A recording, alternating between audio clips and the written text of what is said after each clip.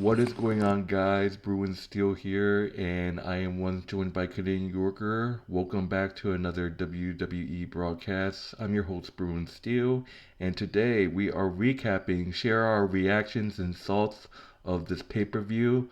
Bash in Berlin is officially over, and me and Canadian Yorker are doing our recap video, sharing our thoughts, what we thought about the matches. And yeah, it was a great pay-per-view. I enjoyed it. So, Canadian Yorker, how I hope you guys, I hope, how are you, how are you doing tonight? I'm doing well tonight. It's just been a long day of work, and just been taking care of stuff, and just glad to be here. And I'm glad to have seen Bash in Berlin. It was great. It was a great pay per view, and can't wait to talk about it tonight. Alright, so let's get started. So, starting off the show in a really surprise situation. I actually thought this match was going to be the main event. I guess not. Starting off the show with the Undisputed WWE Championship, we got Cody Rhodes versus Kevin Owens. So that's weird because I actually thought this match was going to be the main event, but I guess they saved some other match for the main event, which we're going to talk about in a bit. But Cody Rhodes, Kevin Owens, this was a great match. It went back and forth. Cody Rhodes, it seems like Cody Rhodes lied to Kevin Owens. Cody Rhodes, honestly, he did have a knee problem. So Kevin Owens was right all along. Cody Rhodes did have a knee problem in this match, and a couple times Kevin Owens noticed it, and people are looking at him saying that, oh, is Kevin Owens gonna target his knee, Cody's knee? And Kevin Owens thought about it, but he was hesitant. But eventually, Kevin Owens wanted to see if Cody was okay, but Cody fought back, which triggered Kevin Owens to attack Cody's knee at ringside. So it went back and forth. Owens stopped himself short of kicking out Rhodes' injured knee, hesitated, like I said, to capitalize on his friend's previous injury. Owens tried to talk down Rhodes, but the chamber retaliated, and that's when I'm okay, and then that's when Owens kicked Rhodes' leg, and the champ immediately crumbled. And then talking about at the end, back in the ring, a series of crossroads and stunners ended with Rhodes landing the final blow. So Cody Rhodes getting a win over Kevin Owens as expected by pinfall to retain the undisputed WWE Championship. And this is when I'm like, okay, here comes the heel turn. But they actually they didn't have a Kevin Owens heel turn. So surprisingly, they embraced, Kevin Owens did look like he was about to clothesline Cody, but at the end of the day, Kevin Owens does not turn heel, which is my surprise. Maybe he doesn't turn heel at all. Maybe this coming Friday night SmackDown he turns on Cody. You never know. But we have to see what happens. But Cody Rhodes defeats Kevin Owens by pinfall to retain the WWE Undisputed Championship. So, me and Canadian Yorker got this pick right. So, Canadian Yorker, what are your thoughts on this match? So I would say that for Cody, we did get this pick right that Cody was gonna win. Um, I wasn't aware that Cody Rhodes was injured, but I did see some news about what happened. But after the event happened, I saw some pictures. I saw a picture Cody holding his knee in front of Kevin Owens. There was a picture there taken from Bash in Berlin. So it got me thinking. Kevin Owens can definitely turn heel anytime of uh, Kevin Owens can definitely turn heel any time of the day on Cody anytime because he's. But I think that Kevin Owens doesn't want to turn heel just yet because he sees Cody as a good guy. They're probably really good friends, and with the bloodline still lurking around, Kevin Owens wants to be there for Cody to protect Cody from the bloodline, and that's exactly what he's been doing all along. So with the bloodline still there as a threat, you know, Solo Sikoa and those guys, and of course The Rock, Kevin Owens is going to be there to help Cody against that. So another thing that that's not mentioned is outside of WWE. Kevin Owens hasn't really renewed his contract with WWE yet, so we're not really sure if he's going to be staying with WWE or not. So that's why it just makes me think that is Kevin Owens going to leave WWE and go to another company somewhere where he can be um, better off? Because right now there's not really anyone in the big picture that he can go after, and he has Gunther, world champion. You got Braun Breaker there, of course, and Cody. So these guys are like the main guys, and they're not going to be losing their championships anytime soon. So Kevin Owens has potential to be a great champion. If he can't do it in WWE, he has to do it somewhere else, obviously. So All right, so Cody Rhodes successfully retained his undisputed WWE Championship. We have to see what lies ahead, and like we saw on SmackDown, Solo Sikoa will be going after Cody. People are like, nah, we don't want to see that shit again. So we have to see if maybe Roman returns and stops that. I'm not sure. I honestly don't want to see Cody and Solo again, to be honest, but I think it's gonna happen. We have to see what's gonna happen, obviously, because people are talking about, oh, it might just be Solo and Roman at Bad Blood, or maybe Roman doesn't even compete at Bad Blood, but we have to see what happens. It's an yeah, interesting storyline moving forward. So, I think that there's going to be the heels that could definitely come after Cody. Um, Authors of Pain, Karrion Cross now has an opportunity to come after Cody because Cody is showing weakness now, and I believe nah, Karrion it's Cross only could definitely. Karen Cross. Karen Cross is on Raw, so it's not gonna happen. Well, he could come after Cody though, because that is a possibility. You know, All right. just saying. All right, so moving on to the next match of this Bash in Berlin card, we got the WWE Women's Tag Team Championship, Unholy Union, Alba Fyre and Isla Dawn, defending those titles against Bianca Belair and Jade Cargill. So these two teams, I would say, don't like each other because the four superstars flew fest before even the bell rings. So, and it was just a back and forth match. It wasn't really an exciting match. It just went back and forth. Elba Fire and Dawn used timely interference angles and Cargo's short fuse to isolate Blair. It fell apart for the champions when Blair finally found the opening to tag her partner. And that's when Jade Cargill stormed into the ring, unfortunately talking Unholy Union around the ring. Each team scored a near fall after hitting one of their opponents with an impressive double team. The finishing sequence saw Cargill subtly pull Blair out of under a flipping senton, which led to a huge tag team finisher on Dawn, which gets the win for Bianca and Jade Cargill. So yes, guys, we have a new WWE Women's Tag Team Champions of Jade Cargill and Bianca Belair, defeating Unholy Union of Alba Fyre and Isla Dawn. So I was wrong about this pick, and like I said before, it's horrible how WWE is just not pushing Alba Fyre and Isla Dawn, but honestly, I'm not gonna lie, their tag team title reign was kind of boring. I mean, that triple threat match was probably the only good title defense that they had, but people are like, oh, Unholy Union, the only reason why they had the titles because they won the titles in front of their home crowd in Scotland in that triple threat match. And was it Isla Dawn's or Elba Fire's mom died or parents died in a car accident or something? They said that it's all about charity, and it's like that's messed up. But it just they got to do something with Alba Fire and Isla Dawn. Like, come on. So this just shows maybe Bianca is not going to turn heel anytime soon. But Bianca Belair and Jade Cargill get the job done. We got new women's tag team champions. We have to see what happens, what holds the future for Bianca and Jade in the future.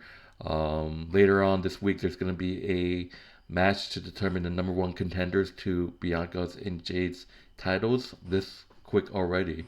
And Alba Fire and Isla Dawn will face off against Damage Control, so that will be fun to watch. So, yeah, so Bianca and Jade are your new women's tag team champions. Once again, after losing it in that triple threat match way before. Um, but yes, what are your thoughts on this match, Canadian Yorker? I just want to say congratulations to Bianca and Jade for winning back the titles that they lost to Alba Fyre and Isla Dawn. Yes, yes, they lost it in the triple threat match. Yes, yes. Um, Alba Fyre and Dawn did defend their titles twice. They had two successful title defenses. Okay, let's not get that wrong. They were okay as tag team champions, but now let's see how far Bianca and Jade can take their titles because let's be honest, Bianca has never really had a tag team championship, and so for her to do it with Jade is great. And also, like I said, it's Jade. I think Jade Cargill is still learning a lot in WWE because she came from AEW, so it makes sense that she's with Bianca for a little bit and she's learning the ropes and stuff. And before they break them up and they have a singles rumble, let's see how great they are together as a tag team champion team. So that'd be great to see them do that again, to be successful. And for Dawn and Fire to get the chance to challenge that, they can. I believe if they beat Damage Control, okay, it makes sense that they could get a rematch for against Bianca and Jade to get their titles back, which just kind of gives them a push going forward. But at the same time, Damage Control can definitely get a tag team championship as well because they have been tag team champions as well before. So it kind of makes it interesting with that. But Jade and Bianca definitely have history with Damage Control, so I don't think they would take a liking to Damage Control because they just turned babyface. So it's going to be awkward with Damage Control being against Jade and Cargill. But I think it makes more sense for sorry Damage Control, but I think it makes more sense for Alba and Fyre to definitely be the ones getting the rematch against Bianca and Jade. Yeah, I think that would be a great All right. look. Yes. Well done. So, moving on to the next match, we got probably the most brutal match of the pay-per-view. We got a strap match, between CM Punk and Drew McIntyre. Um, so I was wrong. I just like haven't seen a strap match in forever. So I actually thought that you actually tried to go for the pin. I guess that is the thing, but there's actually a new rule. I guess I wasn't told about it or heard about it, but the way to win a strap match in this one is to touch all four corners of the ring.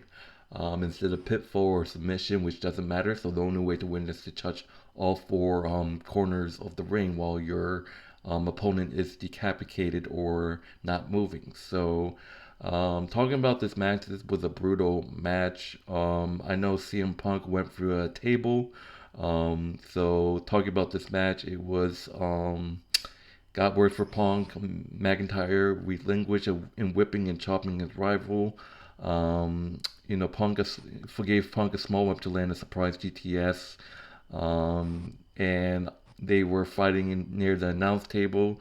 Punk countered the future shock DDT into a backdrop on the announce table and started lashing McIntyre more with the strap. And basically, it just went back and forth. Once again, McIntyre once again starting hitting into turnbuckles. But then that's when Punk carried McIntyre with him from corner to corner. And that's when McIntyre countered a bulldog and then that forced CM Punk into a table. And McIntyre went headfirst into a steel chair. McIntyre lifted Punk onto his shoulders, carried him from turnbuckle to turnbuckle. Punk wisely struck each turnbuckle after his opponent did, and McIntyre was none the wiser. And then it just went back and forth. McIntyre hit another Claymore kick and struck three turnbuckles before Punk entered the ring. And then Punk was able to hit GTS plus three addition ones during the round of the ring to ensure McIntyre wouldn't get up. And Punk finally retrieved the bracelet stolen by McIntyre before striking the final turnbuckle to win the match. CM Punk wins the strap match, defeating Drew McIntyre. CM Punk gets his bracelet back finally, and yeah, what a moment! And yeah, CM Punk did get busted open in this match as well. It was a brutal match, and we both got this right. CM Punk defeats Drew McIntyre in a strap match. So, what are your thoughts on this match? Pretty brutal, huh? Oh yeah, definitely brutal match for CM Punk and Drew McIntyre. I was thinking that Drew McIntyre was gonna win because he was really unloading on Punk and just punishing him.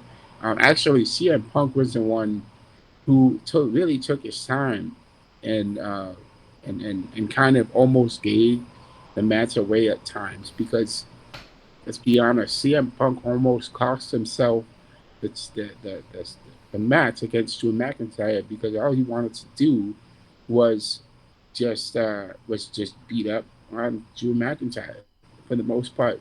Um, but once once he got his feeling of beating Drew McIntyre, he actually made got his head in the game instead of attacking him all the time and just putting him through the table.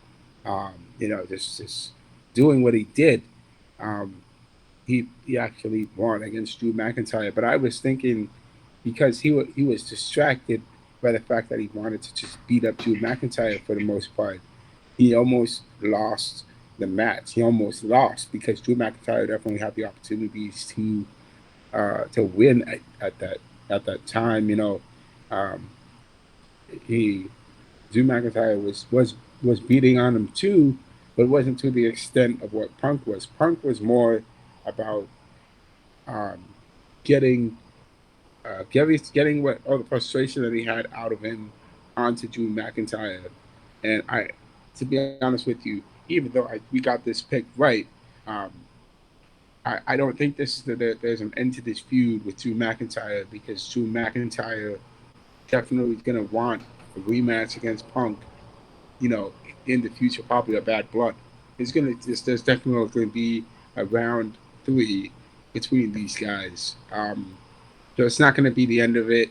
There's definitely going to be a round three between Punk and Drew McIntyre. So I got to say that. Yeah. And the thing is, CM Punk knows really well about he knows about strap matches really well, so he has experience. Looking at Drew McIntyre, he actually doesn't really have too much experience of it, despite him winning, almost winning. But moving on to the Actually, huh? he did. He Drew McIntyre has won one strap match before, and that was against Karrion Cross. I think they No, mentioned that. Karen Cross beat Drew, not Drew beat Drew lost that one. Oh, he did. Yeah. Okay. So that was in 2017, 2019, somewhere No, around that there. was 2022 or 21. I don't remember. Oh, okay. Yeah, Okay. I know it was like Extreme Rules, but yeah. All right, moving on. To the next match of the card. We got the mixed tag team match: Damian Priest and Rhea Ripley versus Dominik Mysterio and Liv Morgan. So this was a brutal match. This was a crazy match. Honestly, I hate to say it, fuck you, Dominik Mysterio, but I'll say it. This is probably Dominik Mysterio's, I'll say, best performance in the match. I really liked I really liked his performance in this match. Unfortunately, but I gotta give credit where it's due. But it just went like it was a great match. It was brutal. Of course, the Judgment Day members, Carlito, JD McDonagh, and Finn Balor, had to interfere. It had to be if the referee was distracted. So, but it was great. It just went back and forth, and man, Rhea Ripley just brutalizing Dominik Mysterio was the most hilarious thing ever. If you guys don't remember, this was back when Rhea Ripley tried to recruit Dom. Rhea Ripley just kept beating up Dominik Mysterio. Rhea Ripley back in the day put that chokehold with her legs on Dominik Mysterio. She did the exact same thing in this match. So, and Dom was yelling for help, and then it just went back and forth. We saw Damian Priest and Liv Morgan go at it a little bit, just saying like, "Get out my face." But Rhea Ripley's obsession with revenge allowed Morgan to hit a series of big moves, including a crucifix bomb that earned a near fall. It just went back and forth, and Rhea Ripley just got a little too cocky, beating up Dom. And that's when Priest and Rhea Ripley was able to hit a double Razor's Edge under former Judgment Day members of Liv Morgan and Dom. And that's when Carlito, JD McDonagh, Finn Balor swarmed Liv Morgan hit Ripley with a wild projectile sunset flip powerbomb. It was great off of the steel steps into ringside barricade. Mysterio hitting Priest with a 619, but only got a 2 count. I actually thought my prediction almost was there. I was like, oh my god, wait, my prediction, Dom covering Damian, but Damian just kicked out of 2. I was like, damn. And then Morgan nearly overshot a suicide dive before hitting a modified version of the Oblivion for another close pitfall. Priest turned to Mysterio inside out with a clothesline on the announce table where Priest takes out Carlito and Finn Balor, and that's when Liv gets pissed off and Rhea Ripley comes out from behind Morgan, hitting a huge riptide. In a surprising event, Rhea Ripley and Damian Priest actually comes out with the win. Rhea Ripley hitting a riptide on Liv Morgan to win the match. Rhea Ripley and Damian Priest defeats Liv Morgan and Dominik Mysterio with a huge win. And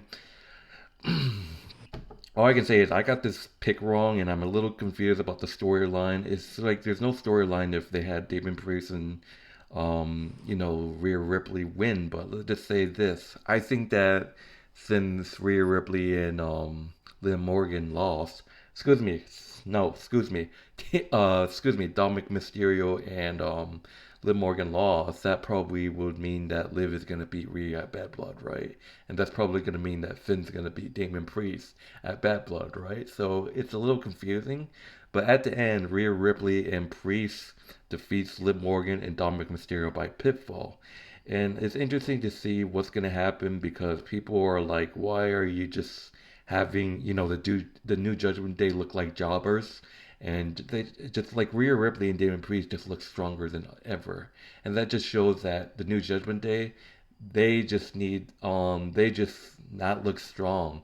Like maybe they need someone else in their group. That's why we talk about the potential of Raquel Rodriguez returning, which could happen at Bad Blood. So, but what are your thoughts on this match, Canadian Yorker? Yeah, I agree. What was my pick? I forgot. What You was my picked pick? you were right. You picked Damian and Rhea. Yeah, I was saying like I was right. I was definitely thinking that Rhea and Don and Damian are together a dead dominant force, and because they are the stronger members of the Judgment Day, and they led the Judgment Day, and now that the Judgment Day don't have Rhea and Damian, I mean both of them can take them down themselves. They don't need Jay. Jay Uso's out of the picture right now. He doesn't. They can handle stuff on their own. That's exactly what they did at Bash in Berlin. They handled the business that they did. They knew exactly what the Judgment Day was going to do. They knew exactly because they were the leaders. They are the de facto backbone of Judgment Day. They know the tricks and stuff. Of course, they it kind of makes sense. Oh, okay, you guys are going to try to swoop in at the end of the match to try to sabotage the match. They knew that it was coming. They knew it was coming, of course. So it kind of makes sense that okay, yeah, that it right now the Judgment Day is not in a good is not in a good light right now, and things have to change, obviously, because like you said, they have Finn Balor is a Finn Balor definitely is a dangerous opponent. Tim, you could say Dominic Mysterio is somewhat, but kind of not. Um, JD McDonagh, what has he done? He has not really won a lot of matches as out in the Judgment Day. Neither has Carlito. Carlito has been like a comedic. He's like the foot soldier dude, And Liv Morgan is Rhea Ripley's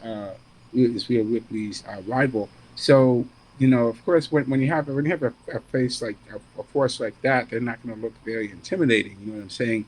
Because they looked a lot better with Rhea and Damian rather than they look right now. Right now, they need somebody who can speak, who can be there to stand up to Damian and Dominic Mysterio. Yes, he did put on a good performance, but like I said, Dominic Mysterio obviously needs to evolve as a wrestler. He needs to continue to work. He can't be this scary. He's not. He is a let's just say this. He is a prick, right? he is a prick, right? But he is not a very good guy who's like Damian. You know, he can back up what he says. You know, he could definitely be that guy. He just needs to work on his game a little bit more. Obviously, Liv Morgan can handle herself against Rhea Ripley, but Dominik, you know, Dominik. That's just I knew Dominik could not beat Damian Priest by himself. Obviously, he's gonna need help against.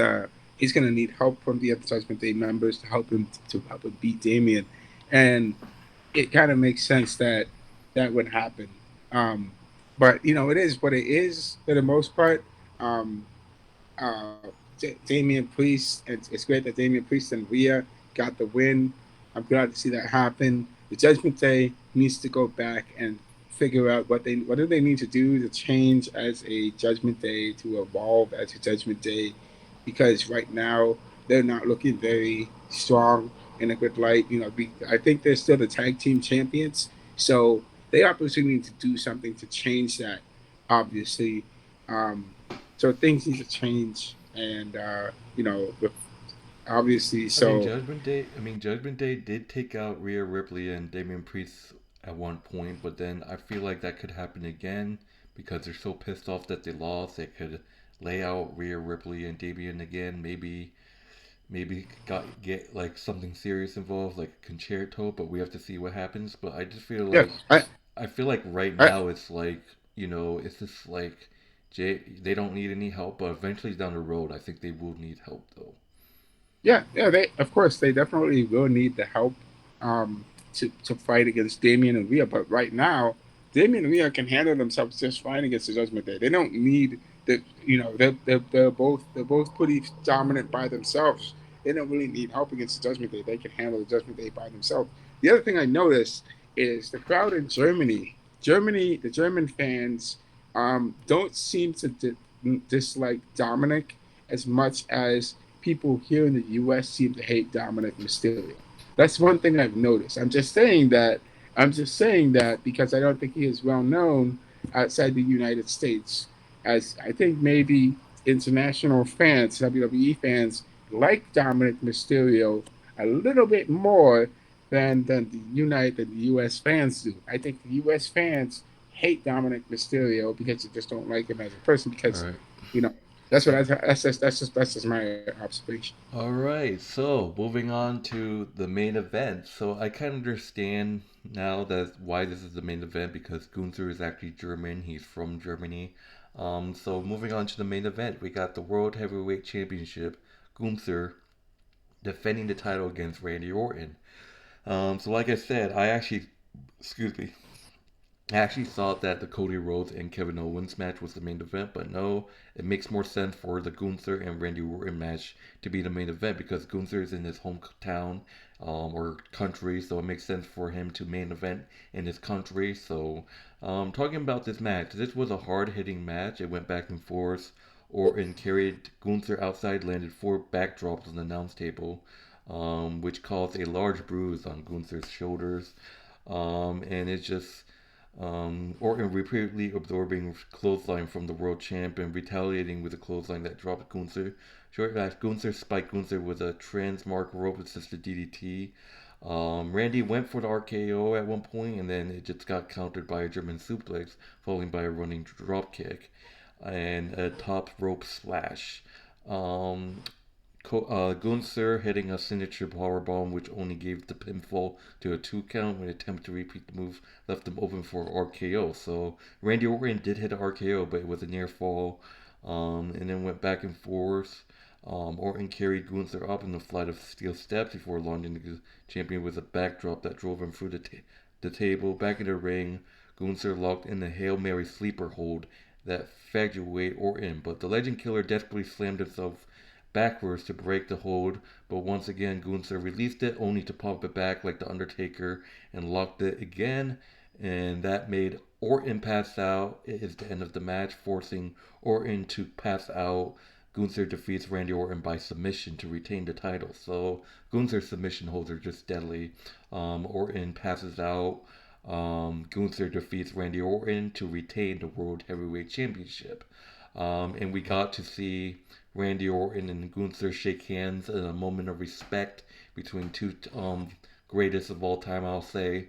You got Randy and Gunther, showing the respect, and people are like, Gunther could be a babyface in the future. Maybe that's just awesome that he's showing respect to Randy Orton. Like, how many times have we seen Gunther show respect to his opponents after the match?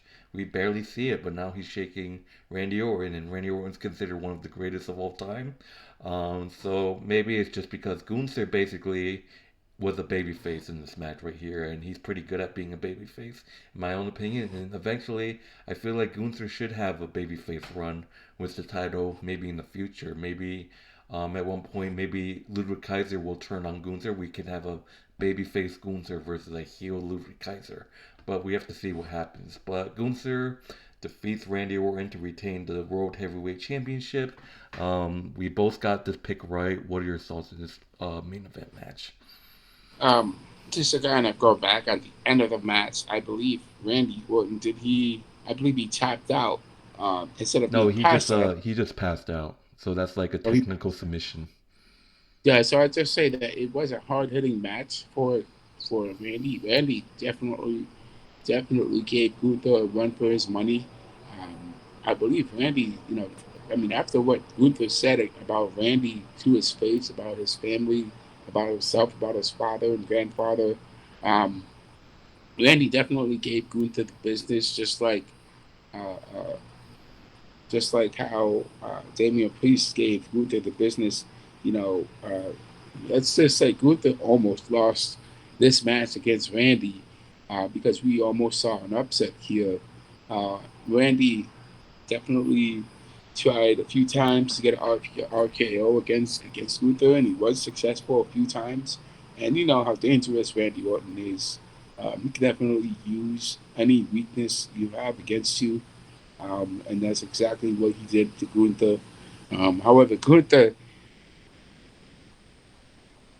despite the fact that Gunther was struggling against Randy Orton, Gunther was able to also exploit Randy's weaknesses himself, and basically make and submit Randy Orton and make him pass out, um, which is interesting because uh, Gunther faced a lot of opponents in his Intercontinental title run, but now he is the world heavyweight champion, and he is using the experience as his as I don't think he's ever lost a match as Intercontinental champion other than against Sami Zayn, because he's such a big and imposing figure.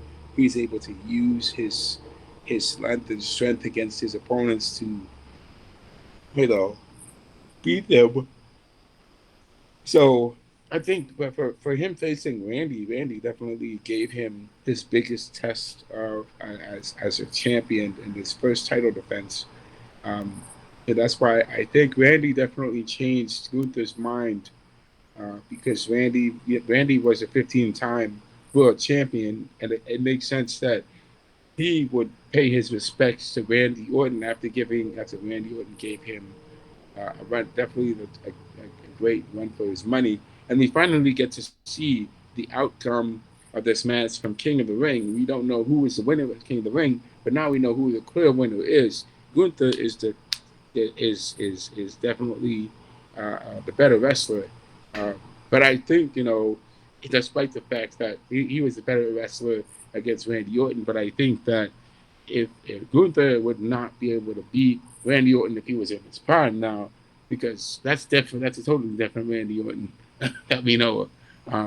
But Gunther right now, even at Randy at this age, nearing 40, 45 years old, he's still able to produce great matches. He definitely still has it in him to be world champion again one day.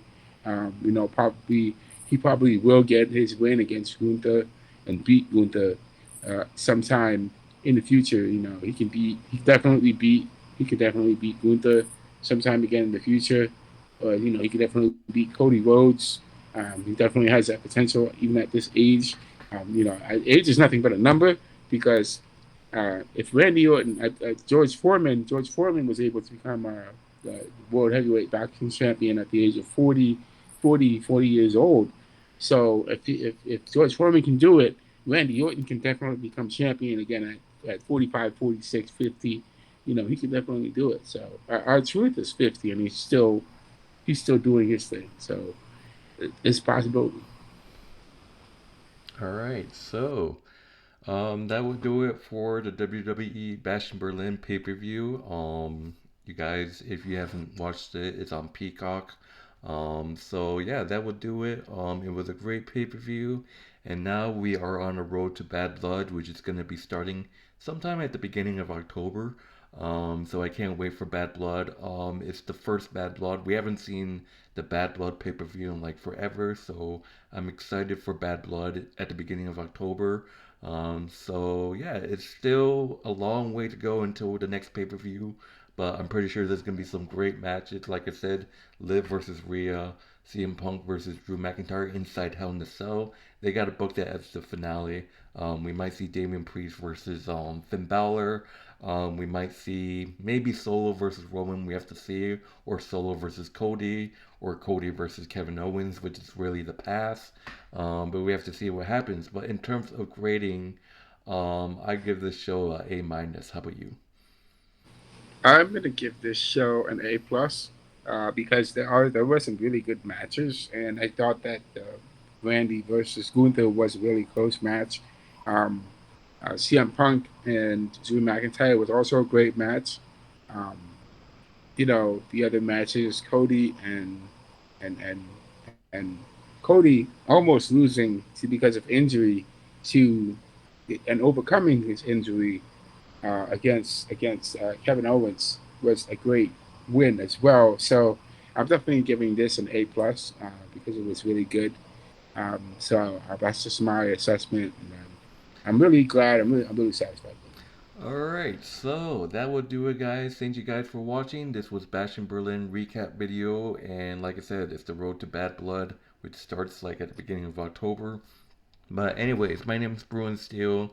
This is Canadian Yorker. Be sure to check out Canadian Yorker's YouTube channel, where the link will be in the description of this video, as well as our wrestling channel, which is WWE Wrestling Bros. Be sure to check that out. The link will also be in the description as well.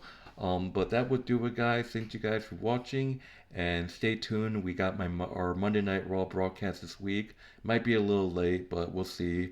But anyways, my name is Brunsdale. This is Canadian Yorker. I hope you guys enjoy the rest of your evening, and take it easy, guys. See you guys in the next broadcast.